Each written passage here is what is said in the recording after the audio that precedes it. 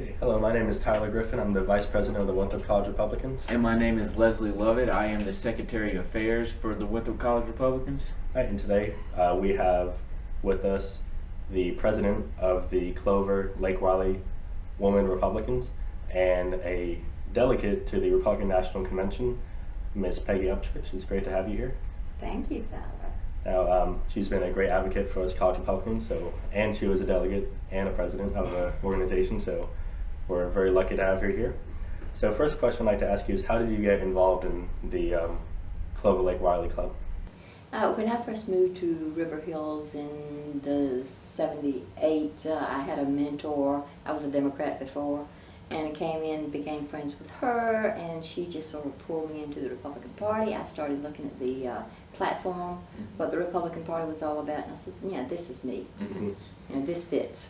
Yeah. This is what I grew up with. So you got to vote for Reagan in '80 then, right? So I got to vote for Reagan in '80, and came for him, and it was fun. That's right. That's great. So what are your duties as the President of the Clover Lake Wylie Women's Republicans?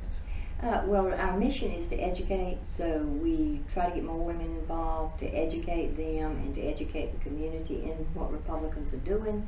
We have outreach, the Clover Lake Wylie home tour, and we make $7,000-8,000 a year for a student.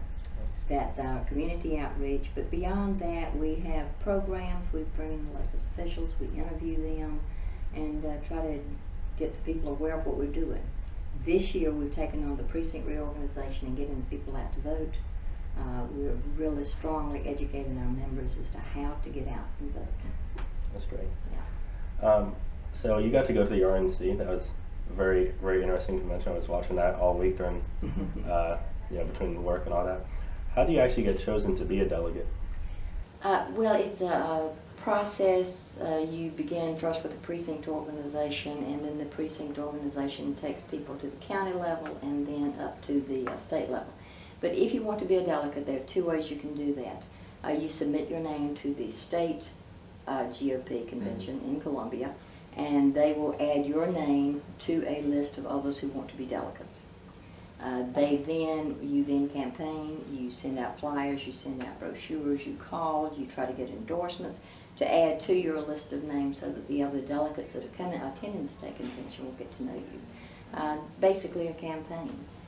From that, you have, at the state convention that's held in May, you have 26 delegates that are selected and 26 alternates. All those who want to be a delegate adds their name to a list at the state convention. The delegates at the convention will choose the top 52 names. The top vote getters will become delegates. The second list of 26 will become alternates. That's on the state level. And then the Republican Party wants to make sure that it's more board-based. So we have 7 congressional districts in South Carolina. From each congressional district, we will choose, again, you send your name in. If you want to run for delegate, you send your name in to the district chairman. He'll add your name to the list. All those names are on a list at this district convention. The top 3 get to be delegates. The second 3 in vote gets get to be alternates. Now, which process did you go about doing? I went through the district. Okay. What was your favorite moment at the convention? Oh, it was exciting. It really was. A lot of moments, right? But the top one was the culmination. Is when Donald Trump gave his speech. We had heard from Donald Trump Jr. and Ivanka and all of those, and it was just absolutely wonderful. They were really good speeches. But I wanted to hear from the man himself. And his speech was unusual for Donald Trump because he was contained. But it hit all the right buttons. It brought people to their feet.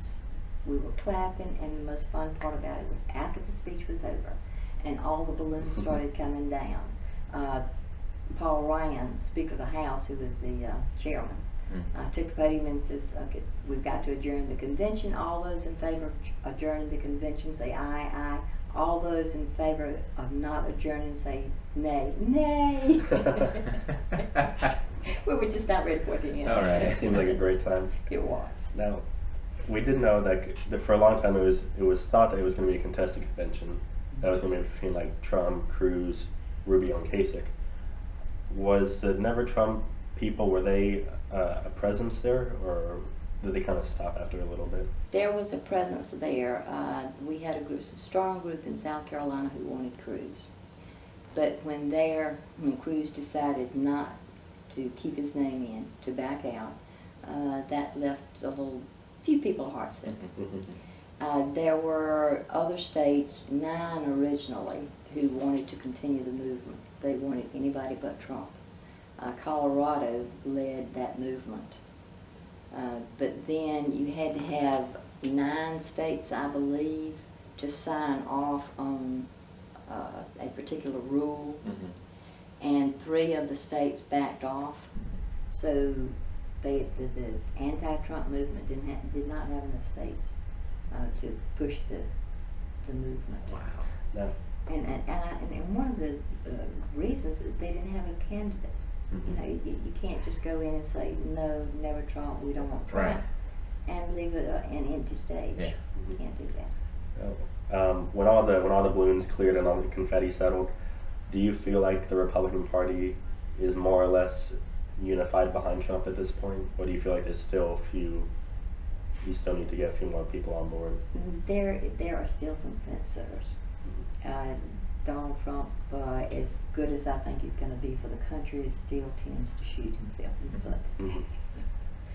But it's a little embarrassing. So we have some people sort of deciding whether not to participate actively or not to participate at all. What do you think of? I know that you really admired Mr. Trump's speech, and it was one of the best speeches he's given almost all year. Besides him, did you like Mr. Pence's speech? And other than that, besides Mr. Trump, who else was your favorite speaker? Well, from a personal standpoint, to get back to Mr. Pence, I was one of those who was call the arena supporter in Marco Rubio, so Trump was not my first choice. Right. And I was, well, what's all this man about? What is this man all about? And when he chose Mike Pence, governor of Indiana, Mike Pence has been in the legislature. He is great friends with Paul Ryan. I am a big admirer of Paul Ryan, who knows how to cut the taxes and manipulate the budget so that we can actually cut some taxes and cut regulations. Right. So Mike Pence is a good friend of his. So I thought Donald Trump, when he made that choice, and the least likely VP, I thought that showed his character and showed what kind of a president he would be. So I liked, that was an exciting moment in the convention. That's good. One thing I liked just watching it was how, even though it was a very contested primary season, that you had people like Paul Ryan come out and speak, and Marco Rubio, who was there, didn't he have a video that he showed? Yeah.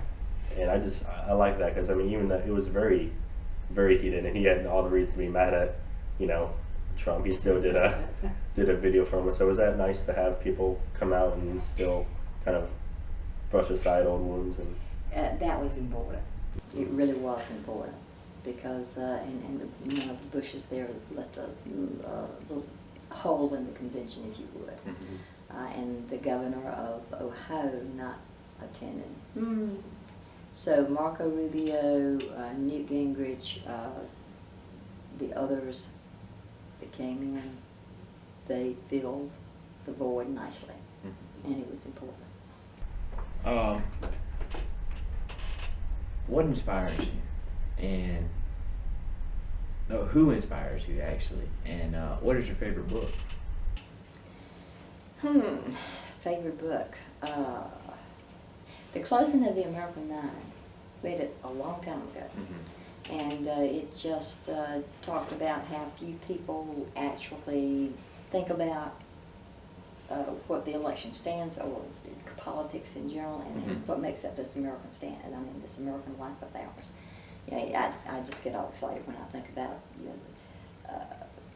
what our country is about, what we have done we are truly a democracy. And it's exciting to go to the conventions and the inaugurations and all these political events because it's American action. It's John and Jane Doe coming together to decide who's going to run our country. Right. Yeah. And that, it doesn't get any better than It that. is. Yeah. Who inspires you Who inspires me?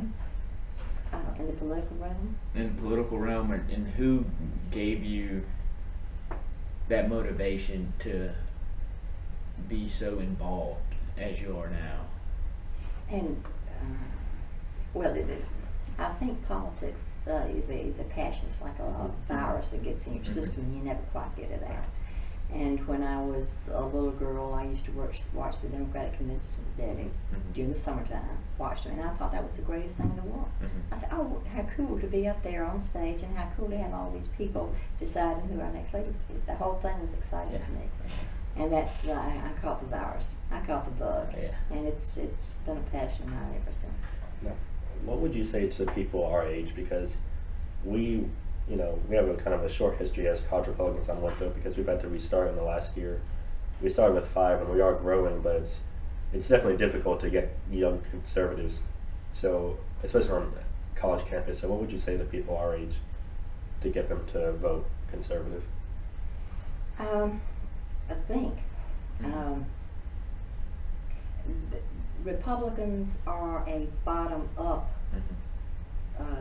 philosophy. We are not for big government and boxes that we are in. The young millenniums today, and I brought an article that I'd like for you to see and to read, but the young millenniums today are all about free choice. You're talking about Uber, you're talking about 5 different ways or 10 different ways to communicate. WeChat, Snapchat, etc. You have all of these different ways, you have all of these choices, and all the ingenuity that goes into how your generation solves our American problems. That is totally the antithesis of the Democratic Party. The Democratic Party wants one size fits all, that Obamacare, and y'all know better. You're not going to like that, you're not going to accept that. Right. So give us, 2 or 3 more years, and you will, not you, but the millenniums, when they come up and they see the difference in being put into categories from a giant, unworkable, ineffective bureaucracy in D.C. Versus choosing your own way, be it in education, be it in health, be it in shopping, or however you want to. And I like the Uber and the Snapchat and all that, the standpoint, because all those were innovated off of Republican values, free market values. We couldn't have Uber, even the Pokemon Go. You couldn't have any of that. You couldn't have any of it without Republican values and the laissez-faire system. It wouldn't be possible. And I'm glad you brought that up. That's great. Perfectly put. Is there anything else you'd like to add about the convention? Any other highlights from the convention?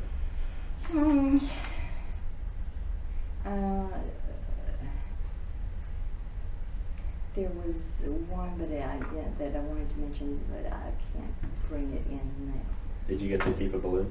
I couldn't figure out how to keep that in the back of the car. Did you see the pictures of They how were that big? Yeah, because we were traveling outside afterwards. You see how from the DNC how Bill Clinton was playing with the balloons when the balloons came down, he was kicking them and holding them and all that, and he was all excited to see the balloons. So it was a very different convention now, but I guess the RNC definitely made me more excited than the DNC, so they did their job. The other thing about it is with all our 16 presidential candidates we had. With all of those presidential candidates, that proved, that showed the point that we were making earlier about choices. The Republicans offered a lot more choices. And it was raucous and spirited and the way Americans are. So that, for the first time in a long time, our Republican primary was a lot more involved and exciting and fun than, say, the Democrats and having Hillary Clinton anointed from day one. From what we're seeing from the emails, that being leaked, it's like there was never really a choice at all for the Democrats. I mean, you had little candidates like Martin O'Malley or Lincoln Chafee or Jim Webb, who gave them a feel of choice, but there really was never a choice. Even Bernie Sanders never stood a chance. So I mean, it's very true to say that the Republican Party was the more diverse party this time. Absolutely. And it showed the truth was brought out. Yeah. We thank you so much for coming on. We really appreciate it, and thank you for going to the convention and representing South Carolina for Yeah, us. thank you. Thank you. Okay, 4 years from now, you guys are going to have to go. Yeah, we hope so. But thank you so much. We You're appreciate it. welcome. Thank you so much, Ms. Peggy. Thank you both very much.